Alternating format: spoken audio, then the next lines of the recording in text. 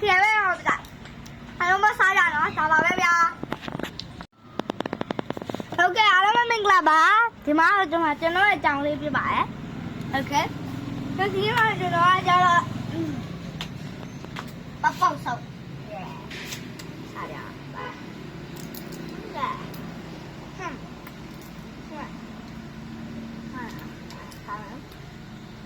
ဆုံးပါဗျာ